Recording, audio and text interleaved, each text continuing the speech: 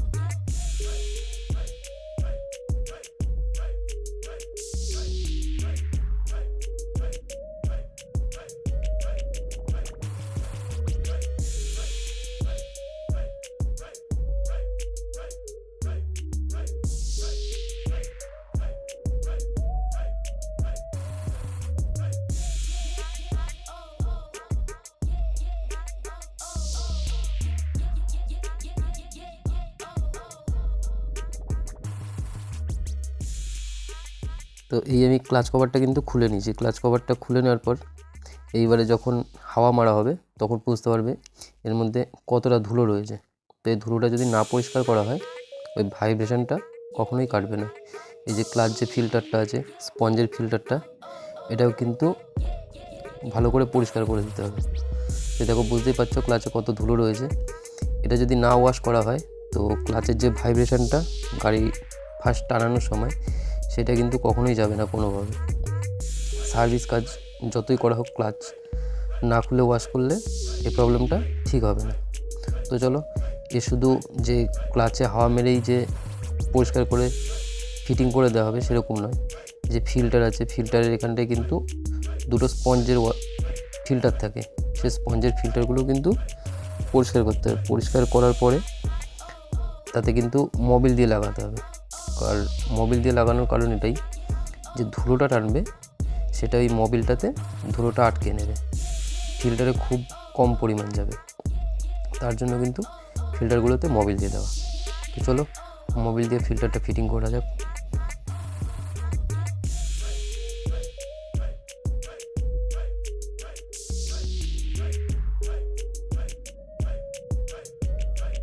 আর এই যে এয়ার ফিল্টারটা কিন্তু মানে চেঞ্জ করা হয়নি, আর ফিল্টারটা হাওয়া মেরে পরিষ্কার করা হয়েছে।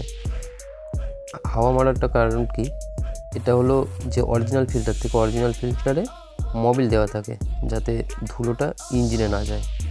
তো এটা এর আগের বারই চেঞ্জ করা ছিল, সেই কারণে কিন্তু এবারে চেঞ্জ করতে হয়নি।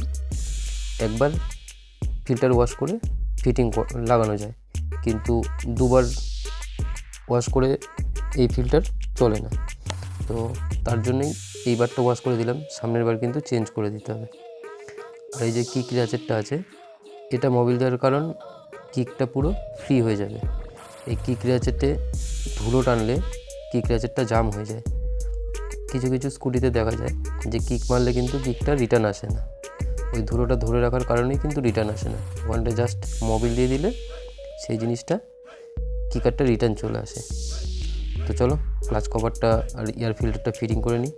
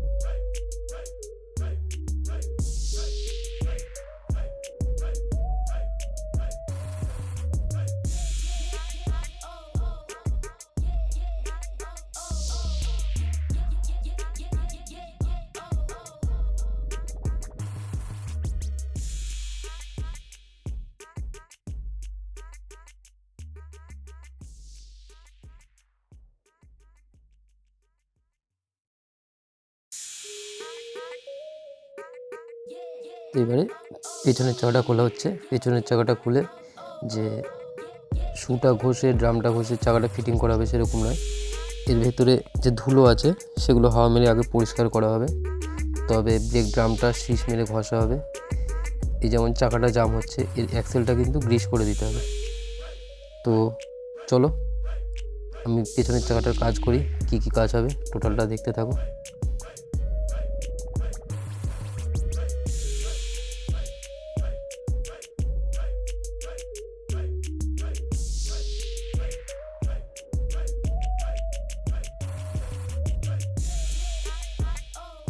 এই যেমন পেছনের চাকাটা খোলা হলো, পেছনের ড্রামের মধ্যে কিন্তু প্রচুর ধুলো রয়েছে।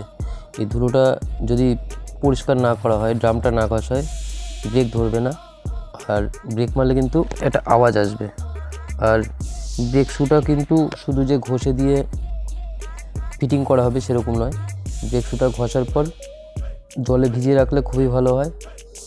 আর জলে ভিজিয়ে রাখার মতো সময় যদি না থাকে তাহলে কিন্তু জল কাপড় দিয়ে মুছে দিলে ব্রেকটা ভালো ধরে, আর যে ব্রেক মারলে যে আওয়াজটা সেই জিনিসটাও হবে না। তো ব্রেক ড্রামটা আমি আগে হাওয়া মেরে পরিষ্কার করে নিই।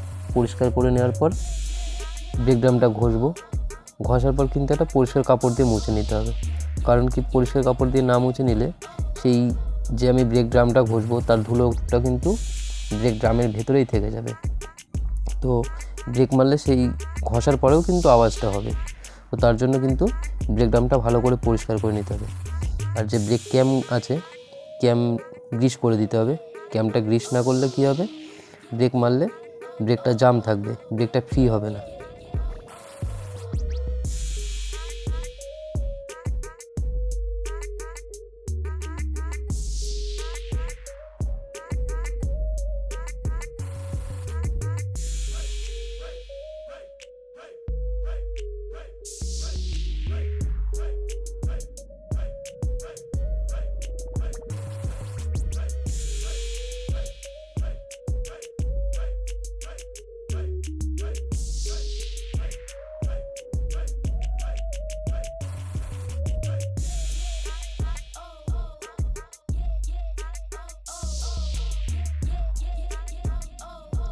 এই যে আমি অ্যাক্সেলটা গ্রিস করে দিচ্ছি, যেমন চাকাটা জাম হচ্ছিল, চাকাটা বার হচ্ছিল না, এই গ্রিসটা করা ছিল না, সেই কারণেই কিন্তু চাকাটা জাম হচ্ছিল। আর ক্যামটাও গ্রিস করে দিলাম তার সাথে। তো এই যে ব্রেক শুটা ঘষার পর কিন্তু জল কাপড় দিয়ে মুছে দেবো।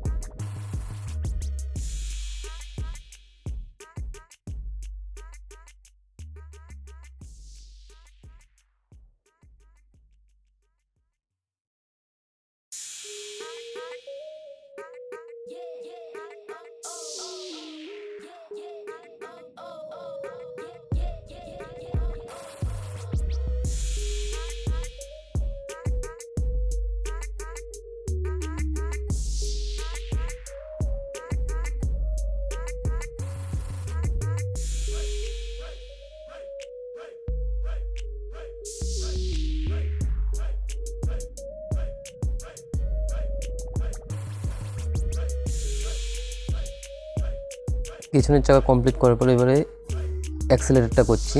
অ্যাক্সেলারেটরটা মোবিল করতে হবে। স্কুটির ক্ষেত্রে অ্যাক্সেলারেটরটা ফ্রি থাকাটা মাস্ট, কারণ স্কুটি গাড়িটা ছোটেই কিন্তু অ্যাক্সেলারেটরের ওপরে, এর যেহেতু কোনো ক্লাচ নেই বলা ভুল, ক্লাচ আছে, সেটা বেল্টের উপরে। ক্লাচ যেমন বাইকের ক্ষেত্রে যেমন ক্লাচ কেবিল থাকে, এ তো সেই রকম নেই। তা এটা যেহেতু পিক আপের ওপরে ছোটো গাড়ি অ্যাক্সেলেটার, তো অ্যাক্সেলারেটরটা ফ্রি করার জন্য কিন্তু আমি অ্যাক্সেলেটার থ্রোটলটা খুলে নিয়েছি। খুলে নিয়ে এটা মোবিল করব। এতে কী হবে, অ্যাক্সেলারেটরটা ফ্রি হবে, গাড়িটা চালিয়ে একটা আলাদাই স্মুথনেস ভাব আসে। তো চলো অ্যাক্সেলারেটরটা মোবিল করে নেওয়া যাক। মোবিল করে নিয়ে তবে ফিটিং করে সামনের চাকার কাজটা করব।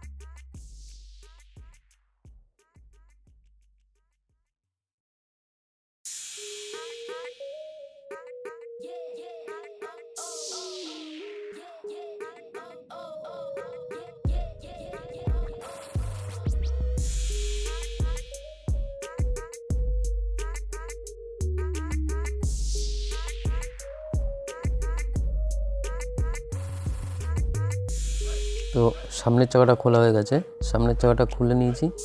এবারে বিয়ারিংগুলো গ্রিস করব। বিয়ারিংগুলো গ্রিস করার আগে কিন্তু বিয়ারিংয়ের ভেতরে যে পুরনো গ্রিসগুলো আছে সেটা হাওয়া মেরে বার করে দিতে হবে, তবে কিন্তু নতুন করে গ্রিস করতে হবে। তো তার আগে বিয়ারিংয়ের সিলগুলো খুলে নেওয়া যাক। খুলে নেওয়ার পর বোঝা যাবে বিয়ারিংয়ের গ্রিস ভালো আছে কি খারাপ আছে, আর বিয়ারিংটা দেখেও নিতে হবে বিয়ারিং খারাপ আছে কি।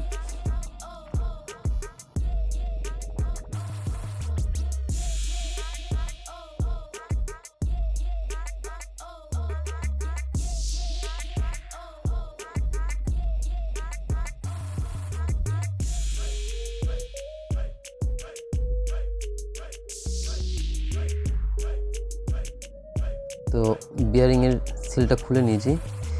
এই চাকার বিয়ারিং কিন্তু এই ফার্স্ট গ্রিস হচ্ছে, আর গাড়িটা রান হয়ে গেছে প্রায় 8,000 কিলোমিটার।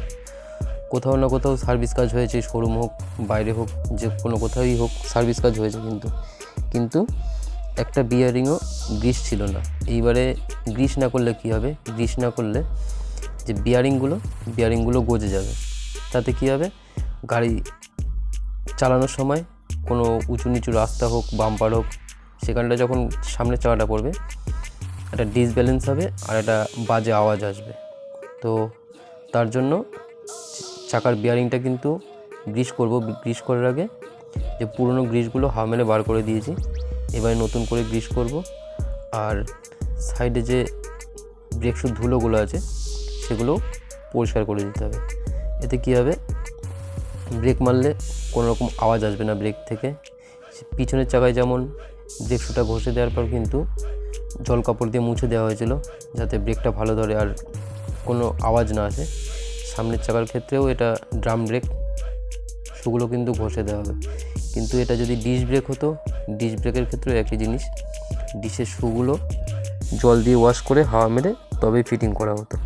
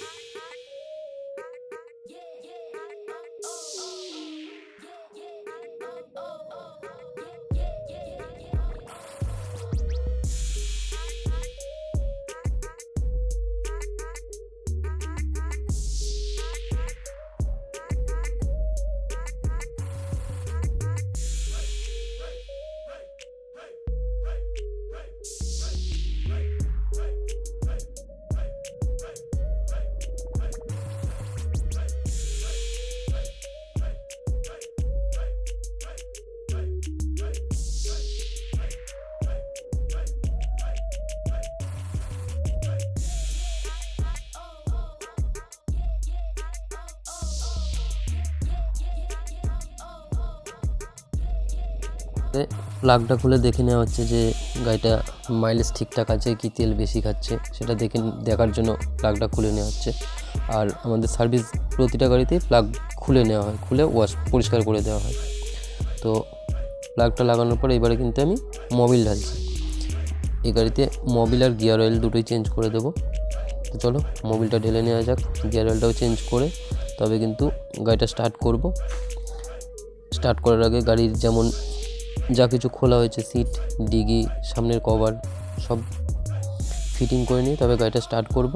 স্টার্ট করার পর হাওয়া চেক করে গাড়িটা ফ্রেশ করে মুছে পালিশ করে তবে কিন্তু কাস্টমারকে ডেলিভারি করা হবে। তো চলো, এই আমার গাড়ি রেডি হয়ে গেছে। এইবার আমি স্টার্ট করব, গাড়িটা ট্রায়াল করব, তবে কিন্তু কাস্টমারকে ডেলিভারি করব। তো চলো, আজকের জন্য ভিডিওটা এই পর্যন্তই। সামনের দিন আরও ভালো কিছু ভিডিও নিয়ে তোমাদের সাথে দেখা হচ্ছে। টাটা।